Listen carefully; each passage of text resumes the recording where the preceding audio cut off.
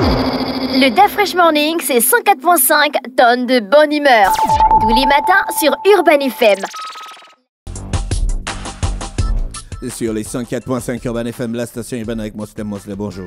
Bonjour DAF Fresh, bonjour tout le monde. Comment tu vas ce Ça matin? va très bien, bonjour René Rutte. Bonjour Moslem. Alors, comment on parle de quoi ce matin?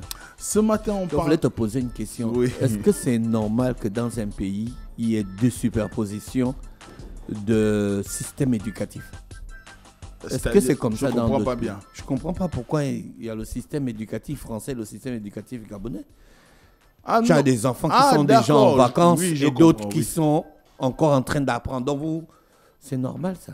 Oui, c'est normal. On peut même avoir 50, 100, 200. Tant qu'il y a un contrôle, tant qu'il y a un suivi. Tu sais, par exemple, aux États-Unis, vous avez à peu près 3 systèmes publics. Vous avez un système qui est considéré comme conventionnel. Et puis, vous avez un système qui est proche de celui des écoles privées. Et il y a eu un système innovant qui est arrivé et qui semble beaucoup plus performant aujourd'hui parce que on est dans un...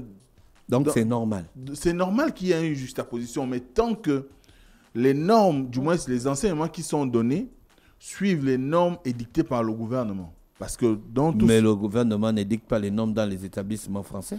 Oui. C'est le gouvernement français qui est... Le gouvernement gabonais peut-être du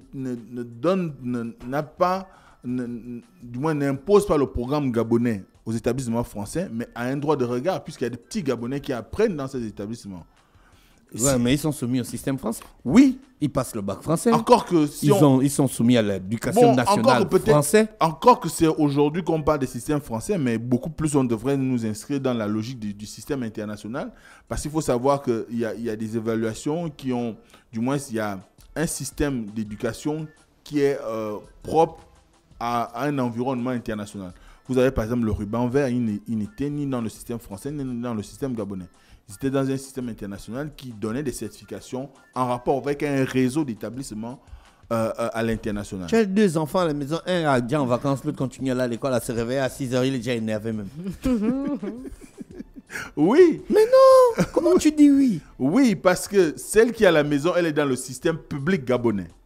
Et celle qui est encore en train d'aller à l'école, comme les miens, c'est le système privé. Ça peut être le système privé gabonais qui peut aussi continuer, qui continue d'ailleurs à donner des cours. Et il y a le système également qui obéissent à des normes des pays étrangers ou encore de la norme étrangère. C'est normal. Mais tout doit être sous la coupe des lois et règlements en vigueur au Gabon. Voilà. Donc, c'est normal, c'est pas incompatible. Non, je n'ai pas dit que c'est incompatible. Oui, mais je trouve ça quand même. Oui, vous êtes dans mon pays et puis vous apprenez les choses de votre pays.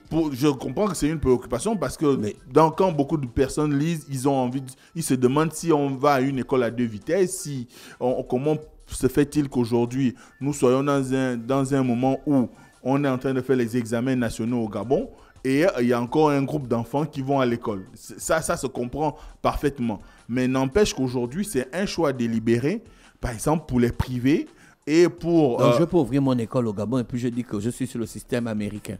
Non, c'est pas que tu dis. Tu dois t'affilier. C'est une affiliation. C'est pas parce que tu as ouvert que tu mets un système au même titre que ce qui se passe aux États-Unis. Non, tu t'affilies à un ordre d'enseignement international qui est reconnu au Gabon. Parce que le système français dont tu parles est reconnu au Gabon. On devait tous faire l'école du Gabon. Oui. Oui, mais on ne peut pas tous faire l'école du Gabon parce qu'il y a des gens, l'école a des particularités, c'est qu'il y a des gens qui ont, enfin, l'école est devenu aussi un business. Faut pas se le cacher. Il y a l'aspect business, il y a aussi l'aspect, on va dire, entre griffes, c'est ce que quand on parle de la haute couture, il y a aussi des gens qui veulent créer des écoles de privilégiés. Il y a des gens qui créent des établissements qui répondent à un certain standing, ce qui fait que, bon, vous n'allez pas y accéder comme si vous alliez, je ne sais pas, à l'école publique Martine Labou. Donc, à partir de cet instant, ça aussi, ça tient de comment vous vous organisez et quel est le système d'enseignement que vous voulez pour le rayonnement de votre établissement. Le système d'enseignement peut-être pas quand tu dis une école de prestige, ça veut dire que c'est la manière dont la discipline, la rigueur, mais le programme reste le programme du pays. Pas forcément. Non, là, je ne suis pas d'accord. Pas forcément. Mais il doit y avoir... C'est pourquoi je disais tout à l'heure que ça doit être reconnu par l'État gabonais. Parce que l'État gabonais a selon la loi, l'État gabonais a l'obligation d'être le garant des enseignements ou de l'éducation qui est prodiguée aux jeunes gabonais. Parce que même si vous apprenez dans un système dit français ou international, vous êtes d'abord citoyen gabonais. On vous prépare à exercer la citoyenneté gabonaise. Donc à partir de cet instant, on doit pouvoir, dans les enseignements qui vous sont donnés, on doit pouvoir lire la volonté aussi d'aller vers Question d'un auditeur. Je peux aller en France ouvrir mon école et puis m'affilier au système gabonais. Oui. Ah d'accord, donc si le lycée gabonais de Paris. Si les ordres d'enseignement, du moins le système d'enseignement du Gabon est reconnu par la France. Voilà pourquoi à Dubaï, il y a des écoles françaises. Voilà, parce que Dubaï, ce sont des conventions. Vous ne vous installez pas juste parce que... Ah d'accord, voilà pourquoi on dit école conventionnée. Voilà. Comme par exemple les gros bouquets, donc s'il y a la convention France-Gabon, donc il doit avoir la convention Gabon-France. C'est ce que je dis. Donc je pars en France. Un Gabonais, puisqu'il y a des conventions entre l'État gabonais et l'État français sur des questions d'enseignement, d'éducation et tout ce que vous voulez, en rapport avec la culture. Je ne crois pas. Mais si les écoles françaises existent au Gabon, c'est qu'on peut bien ouvrir des écoles avec une forte connotation gabonaise. Mais encore une fois, si vous avez une école gabonaise que vous allez ouvrir, du moins vous allez ouvrir une école en France, il faut que ça réponde aux normes de la loi en France en matière d'éducation et de formation des jeunes. Parce qu'il ne s'agit pas d'aller s'installer simplement et dire je suis dans le système gabonais, alors que vous savez très bien que, je dis un truc bête, par exemple, vous savez qu'en France, on ne chicote pas les enfants. Et puis vous commencez à chicoter les enfants. Pourquoi tu prends cet exemple? Pourquoi tu ne prends pas l'exemple sur les cours d'histoire? Je prends un exemple. On chicote les enfants. Je prends un exemple peut-être qui peut choquer un peu. Non, c'est faux. Il faut prendre un exemple qui est plus palpable que ça. Vous n'allez pas aller enseigner... Frédéric Moyobiban. Ah, c'est puisque vous parlez du Gabon. Vous parlez du Gabon, vous pouvez enseigner Moyobiban. Vous pouvez enseigner tant que ça reste non déviant. Le Goué et ses affluents. Tant que ça reste non déviant. Quand ça ne vient pas corrompre la jeunesse française ou que ça ne vient pas corrompre les apprenants. Mais je ne pense pas que l'objectif des ordres d'enseignement qui s'installent dans notre pays, c'est de pouvoir corrompre la jeunesse gabonaise. Au contraire, c'est de venir en appui au système gabonais. Et d'ailleurs, quand vous regardez un tout petit peu... Quel appui? Avec les prix exorbitants? Mais ce n'est pas les prix qui posent problème. Ce qui pose problème, c'est ce que les familles veulent pour leurs enfants. Parce que même quand tu vas, par exemple, tu as ton enfant, pourquoi tu choisis d'aller l'inscrire au Coméline au lieu d'aller le mettre à la halte garderie, je ne sais pas, de Nzangayon ou de IAI? Parce que tu te dis qu'il y a peut-être un cadre mieux élaboré, plus accueillant, plus favorable à l'épanouissement de ton enfant. C'est pourquoi tu l'inscris au Coméline que de la halte garderie de Nzangayon. Donc, c'est la même chose pour les établissements secondaires, c'est même la même chose pour le supérieur.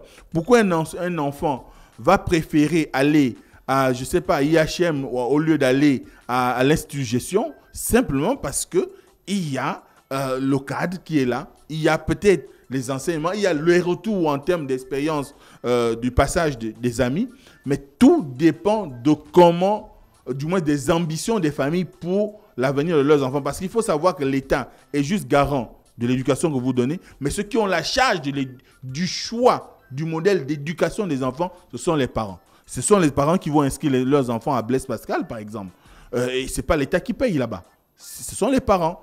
Et si un parent est en mesure de payer 1 million ou je ne sais pas combien ça coûte, je n'ai jamais fait l'expérience, c'est qu'il a les moyens et peut-être il se dit que c'est en apprenant dans ce cadre-là que son enfant a aura plus d'ouverture ou plus de possibilités pour pouvoir embrasser un certain nombre de secteurs ou un certain nombre d'environnements en termes de disciplines scientifiques ou encore d'éveil ou au niveau du divertissement ou culturel et qui pourrait lui assurer un certain épanouissement. Donc, c'est vraiment un choix d'abord des familles. Après, quand vous décidez de mettre vos enfants là-bas, il est important que vous sachiez ce qu'on y enseigne aussi.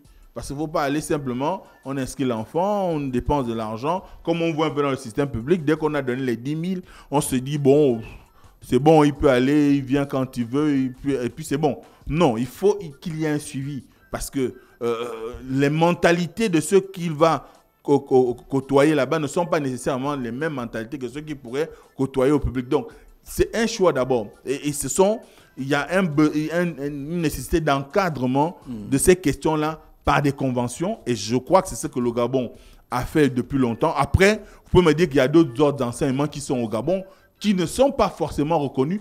Eux, ils ont l'obligation de passer les examens nationaux. Je parle par exemple des systèmes d'éducation nigérians qui sont au Gabon.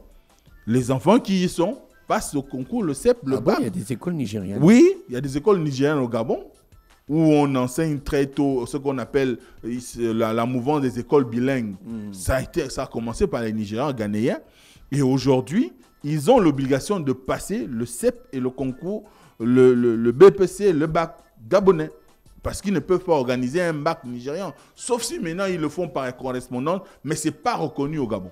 Donc du coup, il faut des conventions. S'il y avait une convention entre le Nigeria et le Gabon sur ces questions-là, par exemple pour les petits niveaux scolaires, donc je veux parler du pré-primaire, primaire, secondaire, mais on sait qu'au niveau du supérieur, il y a des Gabonais qui vont apprendre au Nigeria. Ça ne s'ouvre d'aucune contestation. Donc il faut qu'il y ait un encadrement légal, donc une convention, comme on le voit entre le Gabon et plusieurs pays, à l'exemple de la France dont on a longuement parlé. Et ce n'est qu'à ce moment-là qu'on peut avoir ce système-là qui perdure et qui existe dans notre pays. Mais ce n'est pas incompatible et ça ne devrait pas choquer. Par contre, c'est peut-être parce qu'on est habitué, du moins on a été habitué ces dernières années à voir ces ordres d'enseignement aller en congé ou ces systèmes d'enseignement aller en congé avant nous, donc avant le système gabonais, parce que les examens ces 10 dernières années commençaient autour de fin juin. Donc, maintenant qu'on les voit commencer au fin mai, ça crée comme un décalage dans la compréhension, mais ce n'est que normal parce qu'il y a eu un calendrier qui a été mis en place en début d'année, qui a été communiqué. D'ailleurs, le gouvernement fait souvent l'effort de donner la rentrée et la fin de l'année pour le public, mais également la rentrée et la fin de l'année pour le privé. Après, vous savez que les écoles privées, par exemple au Gabon, ont une vocation commerciale. Et dans ce cadre-là, parfois, ils veulent consommer tout le mois de mai pour qu'on puisse payer, pour qu'ils soient en mesure d'avoir une capacité financière qui leur permette de supporter les 3 mois de vacances ou les 4 mois de vacances. Donc, c'est ça en gros, mais c'est normal ce qui arrive aujourd'hui. D'accord. Tu voulais parler de quoi? Oui, aujourd'hui, on devrait parler du déplacement du président de la transition à Paris. Vous savez qu'il fait une visite officielle et cette visite-là, elle est appréciée diversement dans l'opinion entre ceux qui pensent qu'il y va pour pouvoir chercher le quitus de Paris pour se maintenir à la tête de l'État, ou encore ceux qui pensent qu'il y allait parce qu'il y a des négociations qui doivent se faire pour une transition civile. On avance même des noms. J'ai entendu parler de Jean Ping qui pourrait plus ou moins assumer au retour de cette négociation la transition civile, ou encore le professeur Albert Ondossa. Il y a ceux qui parlent de l'éventualité de la mise sur le tapis des négociations sur ce qui avait été fait comme promesse par Ali Bongo à Xi Jinping, notamment la construction d'une base navale sur l'île Manji chinoise, une base navale chinoise, qui pourrait peut-être un peu être dans la discussion, simplement parce que quand on regarde un tout petit peu la situation aujourd'hui, c'est que aussi bien dans le Pacifique et aujourd'hui dans le Golfe de Guinée, les grandes puissances cherchent des pieds à terre sur le plan militaire ou sur le plan géostratégique pour pouvoir se garantir une certaine sécurité. Maintenant, ce n'était qu'une promesse, du moins un accord de préalable donné par Ali Bongo, une garantie préalable donnée par Ali Bongo à Xi Jinping. Est-ce que dans les faits, on a commencé à voir les prémices de la construction de cette base navale? Non. Mais ce qui est sûr, c'est qu'on est dans des projections. Et dans ces projections-là, chacun essaie un tout petit peu de faire son analyse et de voir combien cette visite peut être utile. même si derrière, il y a quand même aussi des gens dans la grande majorité de la population qui estiment que cette visite n'avait pas lieu. Parce que quand on voit ce qui s'est passé après la prise du pouvoir par les militaires, il y a eu quand même la France qui a intervenu en disant qu'elle suspendait un certain nombre d'accords ou bien encore un certain nombre de coopérations avec l'armée gabonaise ou encore le Gabon. Et par la suite, on a vu les différents discours qui ont été faits. Mais jusqu'aujourd'hui, on a envie de croire que cette visite va pleinement apporter sur le plan économique, parce que ce dont on a besoin aujourd'hui sont les investissements étrangers et qui pourront soutenir les objectifs de développement promis par le CTRI ou le plan de développement mis en place par le CTRI, et qu'on est aussi en droit de croire que peut-être ça va créer un déclic pour pouvoir permettre à ce que la France comprenne que les enjeux géostratégiques, c'est important, mais le développement des anciennes colonies ou encore des pays comme le Gabon sont aujourd'hui essentiels parce que la population, elle a besoin de se nourrir, elle a besoin de travailler, elle a besoin de se soigner, de s'éduquer. Et cela tient du fait que si on a une bonne coopération économique, cela va permettre à ce que chaque État puisse se retrouver dans on va dire, dans les accords qui sont mis en œuvre et qu'on sorte de cette idée qu'on nous serions encore dans le précaré français, comme on le disait à l'époque, mais que nous soyons dans une logique qui ferait qu'on discute d'État à État et qu'il y ait une relation, comme on a tendance à le dire sur le plan diplomatique, une relation gagnant-gagnant, et que finalement, le Gabon soit en mesure de pouvoir assumer la prospérité pour ses populations, assumer son développement et atteindre tous les objectifs de développement qu'il s'est fixé ou qu'il a promis à ses populations. Et c'est d'autant plus important parce que aller à Paris simplement juste pour flâner ou encore faire des courses, ça ne va pas apporter grand-chose au Gabon. Ce qui va apporter grand-chose au Gabon, c'est la capacité à pouvoir définir les nouveaux contours de la diplomatie ou des relations entre le Gabon et la France, surtout sur le plan du développement. Comment la France peut réellement accompagner le Gabon dans le développement économique, le développement social, et pourquoi pas améliorer l'environnement socio-politique qu'on a aujourd'hui, surtout que nous sommes dans une phase de transition, et cette phase de transition mérite d'être accompagnée par un certain nombre de leviers qui soient capables de transformer réellement notre État. Surtout, nous sommes en train de bâtir une nouvelle constitution, nous sommes en train de mettre en place un nouveau code électoral, et toutes ces questions mérite qu'il y ait peut-être aussi des avis des partenaires étrangers qui ont une certaine expérience sur ces questions-là, et que nous puissions arriver à bâtir un véritable Gabon où chaque Gabonais pourra se déployer convenablement et gagner en ce qui concerne sur le plan social et économique. Merci Mosley avec nous ce matin sur les 104.5 Urban FM, la station urbaine dans Luda Fresh Morning, le réveil matinal le plus haut de la capitale sur la radio, la plus haute de la capitale. On se retrouve demain lorsqu'il sera exactement 7h pour le Luda Fresh Morning en mode old school. Voici l'horoscope des auditeurs. Chers auditeurs, le Da Fresh Morning, c'est 104.5 tonnes de bonne humeur. Tous les matins sur Urban FM.